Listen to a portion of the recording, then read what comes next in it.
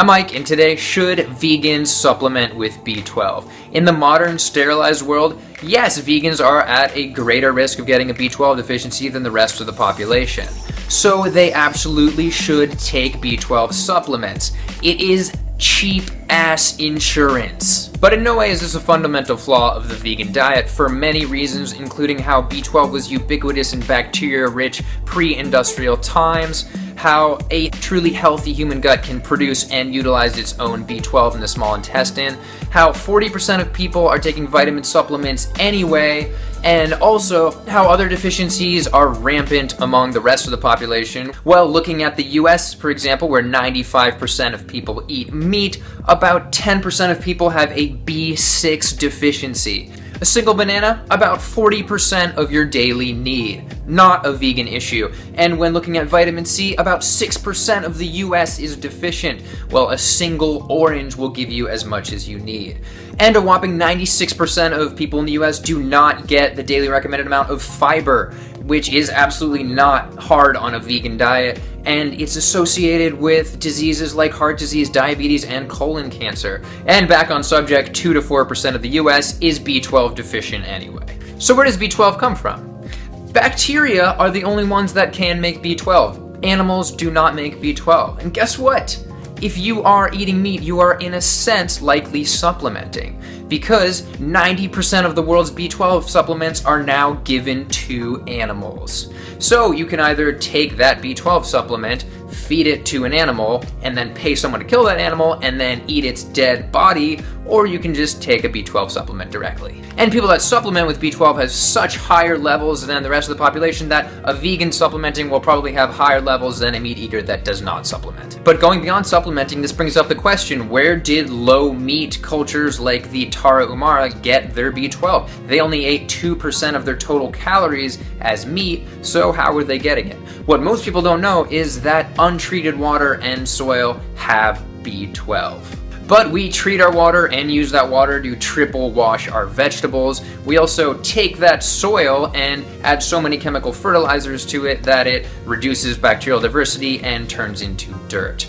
Looking at nature, herbivores like elephants get a portion of their B12 from eating soil, and early humans likely did as well. But is it enough? This study shows that spinach and other vegetables that are fertilized with manure can have considerable amount of B12.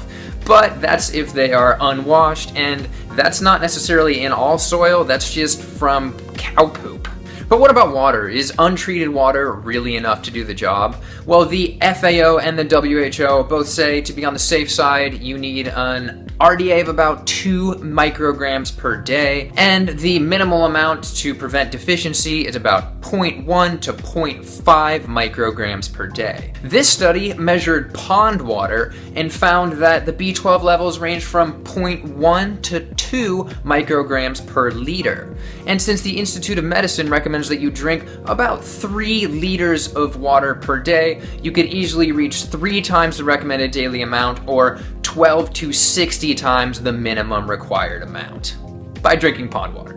But it's not limited to pond water. Allegedly, the Yarra River in Australia, which is safe to drink, has twice the level of recommended B12 in it per liter, according to an Adventist scientist named Matt Steele. But these high levels aren't necessarily everywhere. Going back to the Tarahumara and looking at this study, it is clear that they did get a large portion of their B12 from untreated water, but areas in Mexico that were tested were likely more down around an average of 0.05 micrograms per liter, so they probably barely would reach their daily requirement just based off that. But it doesn't stop at soil and water. What about the human body? People have pointed to just being really dirty as a way to get B12, whether it's bacteria underneath your fingernails, in your nose, or just having really gross teeth that would maybe give you B12, but there is no substantial evidence to support this. However, there is some interesting evidence to support that a healthy human gut could make its own B12.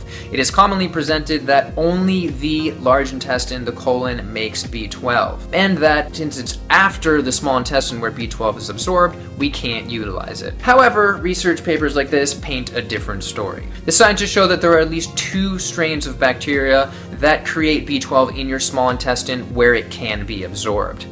But would I bet that my intestine is making B12 that I can absorb? No. Is it worth the risk? No.